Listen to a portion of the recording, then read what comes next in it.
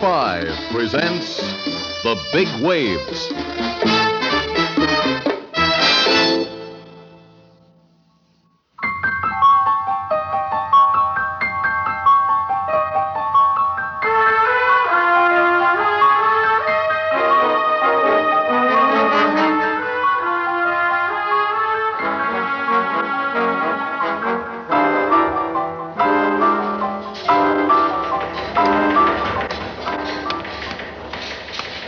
Sent some men out to round up every possible witness, Chief. Good. Let's go in my office for a minute, Captain.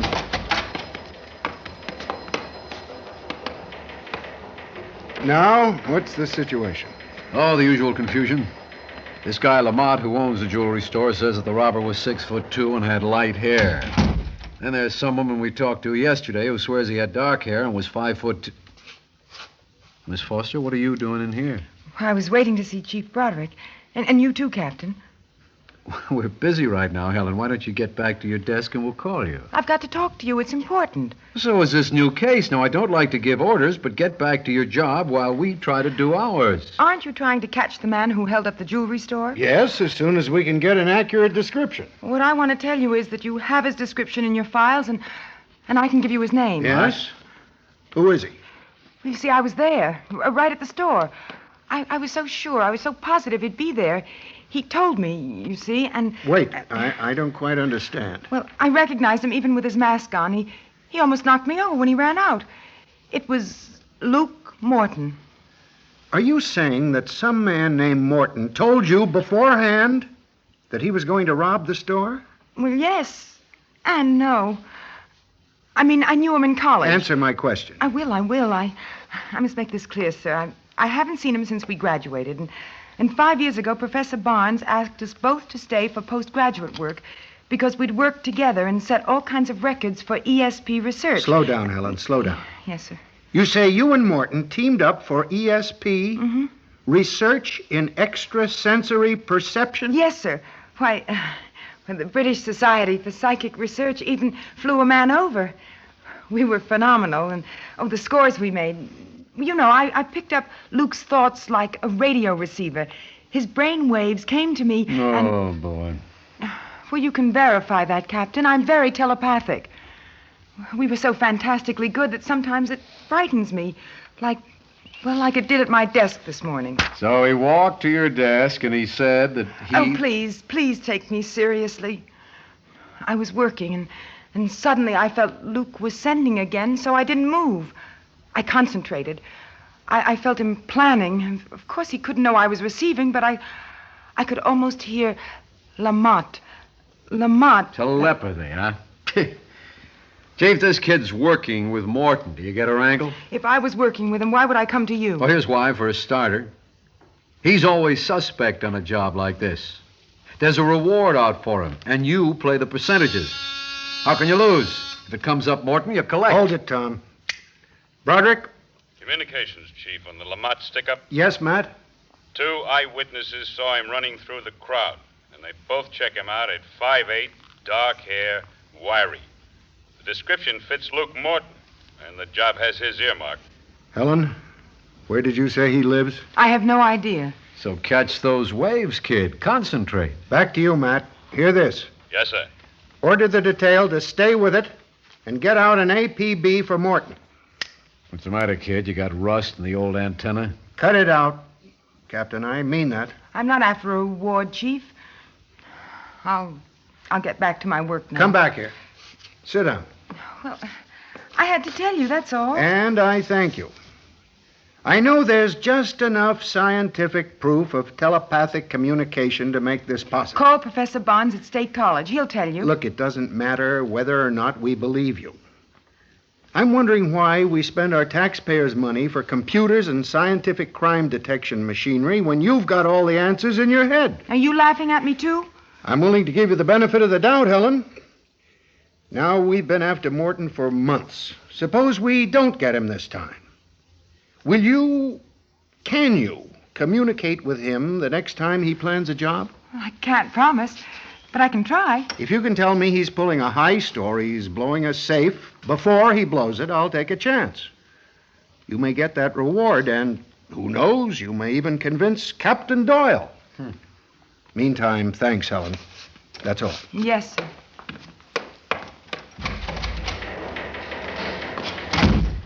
Broderick, you're losing your grip.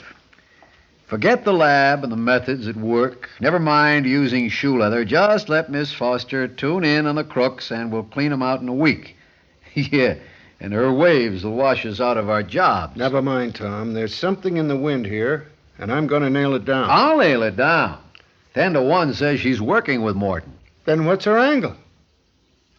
Come on, get cracking. Use your ESP. Yeah, those waves don't speak to me, Chief. Okay, enough is enough. Get her file from personnel and check her out. I'll call State College, and I want Helen Foster followed. Put a round-the-clock tail on her. See if she leads us to Morton.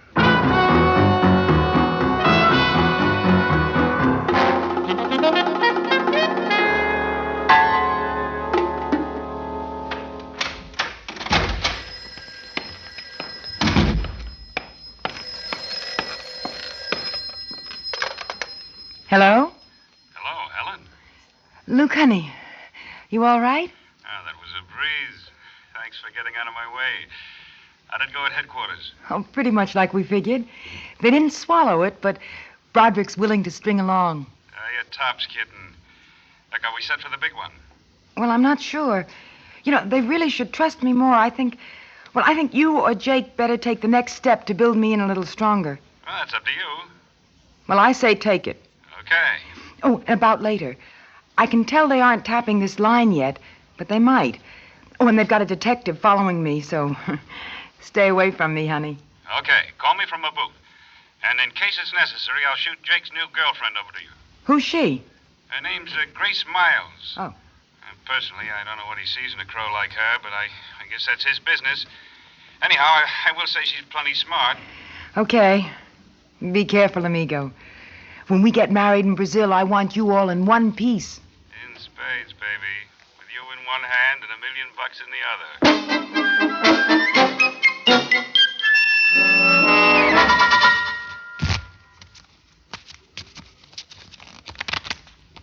Put those cards away, Chief. What about Helen Foster and Luke Morton? All right, so the college professor says they can communicate like magic. As far as we know, she's truthful. Our tale says she's acting normal. I still say there's something rotten in all of Scandinavia, and we should lock her up on suspicion. Captain, in my hand, I hold an ESP card. I'm looking at it, thinking of it. I'm sending out waves, big waves. Does the card show a circle, a cross? Read me loud. Read me clear. Come in.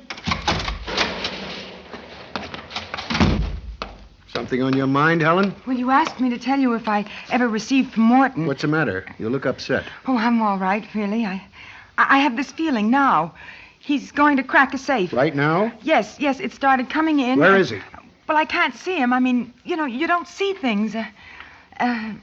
He's sure he's alone, and the building's empty. It's a warehouse, I think. Oh, come on, stop wasting our time, Foster. Pipe down, Captain, and get on the intercom. Tell Matt to stand by. All right. Communications. Hello, Matt. Doyle. Chief says stand by. Now, Helen? Well, Yeah. Morton thinks the traffic on 12th Now, look, Street is pretty light Matt, right now. Here, you got He's a alone. car in the warehouse district on 12th Street? 22's in the area. Well, tell him something's going to bust loose. He's thinking of Will something. Will Wilbur something. Chief, I don't know. Sit down, Helen. I'll take it, Tom. Okay, Matt. Broderick, hear this. The Wilbur Company warehouse, 12th Avenue at 6th Street. Shoot 22 in. A robbery may be in progress. Move it. Here, Helen. Try this. Thank you. I don't know why I'm so nervous. I never was before. Usually it comes easily, kind of automatic, you know. Well, maybe it's because this is the first time I felt I just had to receive right. It's so important to you. I had to be sure. You know, Morton was nice in college, but But I hope you catch him. I'll go back to my desk now. No, Foster. Wait till we get the check back. Do you believe me, Captain Doyle? Me? Well, frankly, I think you're a nut. Oh. But when we can't catch flies with vinegar, I'll try honey or anything. I'm more and more curious about your angle. Well, I thought I explained all that to you. Anyone who has this ability should use it for good, not for evil. Broderick? Chief, 22 got the guy outside the Wilbur warehouse with a sack full of tools and nitro. The works. Is it Luke Morton? No, sir. He's identified as Jake West, Morton's right-hand man. Tell him to bring him in. I guess Morton was thinking about him, so I knew. I'm a son of a gun. That's close enough for me, Tom. What do you think of her now? What do I think? Look, with that dame around here, I'm going to give up thinking.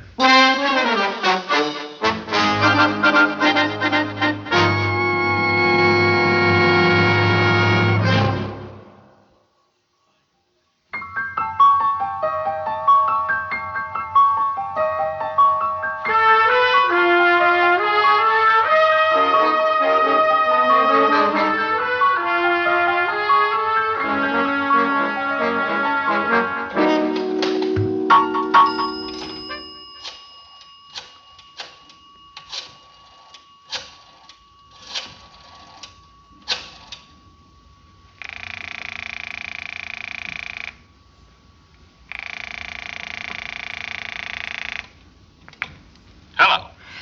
Luke, honey? You really goofed, Helen. What's the matter with you? I didn't goof. Your stooge must have been late.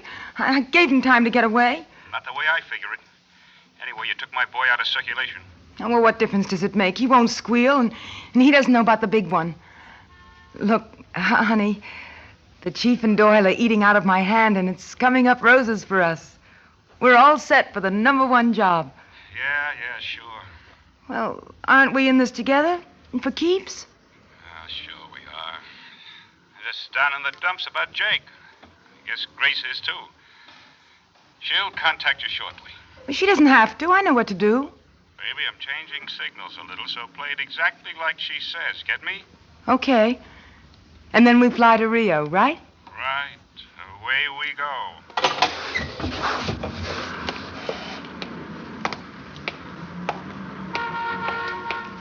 Now, don't mind me, but aren't you my old school friend, Helen Foster? Well, yes, I'm Helen Foster, but I don't think Keep walking and keep it casual. I'm Grace Miles. Well, hi, Grace. I'm surprised. I mean, for some reason, I expected you'd be kind of a plain Jane, a little frowsy. Who said I'm frowsy? No one. But I guess when our mutual friend said you were plenty smart, well, I assumed you'd be the scholarly type with horn-rimmed glasses and black stockings and just look at you. A glamorous redhead. So thanks. It's natural. Here's your final instructions from our friend. Okay. Oh, I want to tell you I'm awfully sorry about your boyfriend. The police weren't supposed to nail him. I'm sorry. Well, as Luke says, guys like Jake, they come and they go. Well, it was his own fault. He should have been out of the warehouse long before I told Broderick I was getting the waves. I'll put him out of your mind and concentrate on the big one. Okay. Luke will be all alone. He'll drive to the Webster plant to blow the payroll safe. So this time, it's his neck. Oh, don't I know it? So it's absolutely imperative that the police loft squad is decoyed to the other side of town. You've got to convince them you read him blowing the Brownco safe at that time, 4 miles away. Grace, Luke and I have been over it a dozen times. Well, the time schedule's important. Did he tell you he's changed it? Well, he mentioned a switch. So here it is. He's moved the time up half an hour. In other words, he pulls the job at 10 tonight instead of 9:30. So don't fire your guns too soon. Is that clear? It's all clear, except why he's changing it. He switched for the simple reason he can drive straight to the airport and take off with you before the police know what's happened. Oh, I understand. If he does it earlier, he figures the alarm might go out too far ahead of departure time. And with the police alerted, well, we don't want you to goof this one. I didn't... You said we. You and Luke... I said Luke says you follow orders. So good luck, Helen. And happy landings.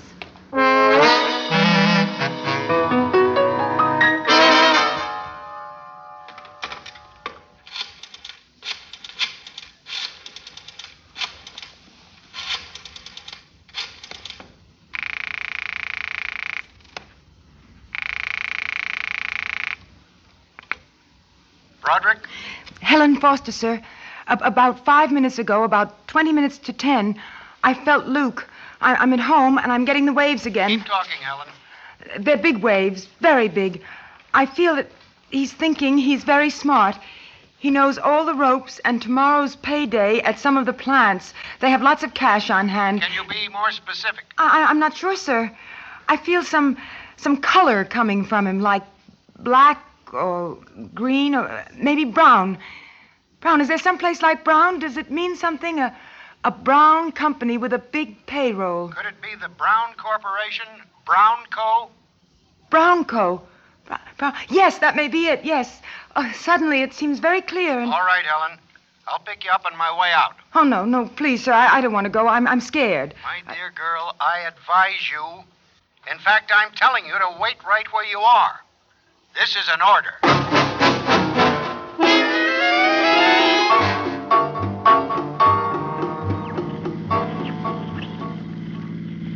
Right at this moment, Helen, where is Luke Morton? Are you tuned in? Oh, stop making fun of me, Captain. I'm an authority on ESP. I've been reading up on it, and the book says once you've got an antenna stuck on your head, you can always... Oh, back off, Tom. Where's your loft detail now? They're way ahead of us, Chief. They got Broncos staked out.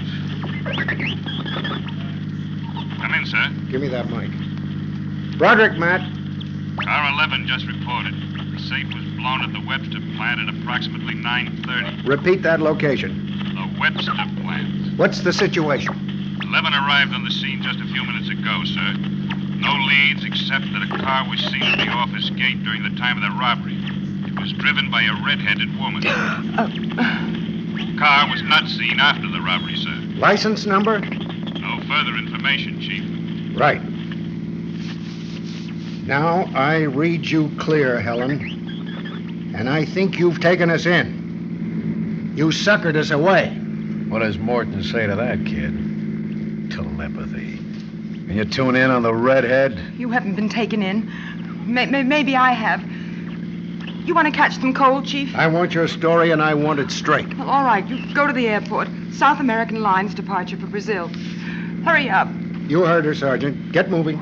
Chief, Fred, you're letting her sucker us again. Oh, shut up, Captain. I'm telling the truth. I'm a woman, and I don't need any telepathy to tell me what's going on, especially with that redhead.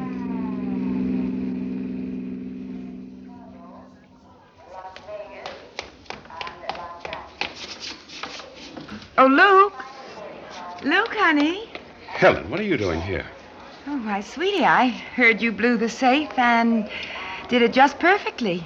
Except that you did it ahead of time. Have you got the money? Keep your voice down. Well, as long as you've got the money and our tickets for Rio. Well, hello, Red. Imagine meeting you here. Come on, Luke. Time to get aboard. Let's go. You're staying right here, Miss Miles. No. Put your hands out. Take Morton, Tom. Got him. Now, Helen, before we take the payroll off the plane, put your hands out, too. But why? You can't arrest me. Oh, yes, I can. And with considerable regret. And I do. And don't disappoint me, Helen. As one ESP expert to another, please say you knew this was coming.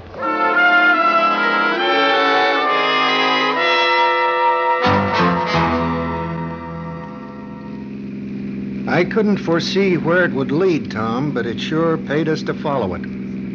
I didn't realize Morton gave us his number one boy so he could take Grace to Rio. Tried to give Helen the slip.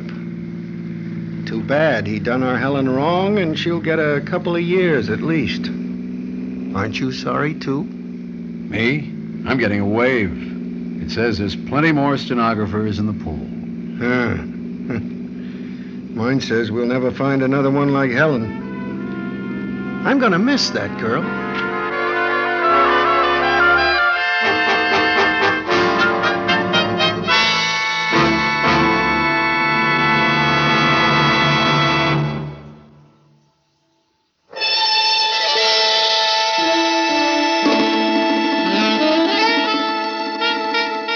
Theater 5 has presented The Big Waves, written by John M. Young, directed by Ted Bell. In the cast, Natalie Priest, John Gibson, George Petrie, Marco Daniels, and Mary Ann Hoxsworth. Script editor, Jack C. Wilson. Original music by Alexander Vlastotsenko. Orchestra under the direction of Glenn Osser. Executive producer for Theater 5, Mr. Lee Bowman. We invite your comments. Write to Theater 5, New York 23, New York. That's Theater 5, New York 23, New York. This is Fred Foy speaking.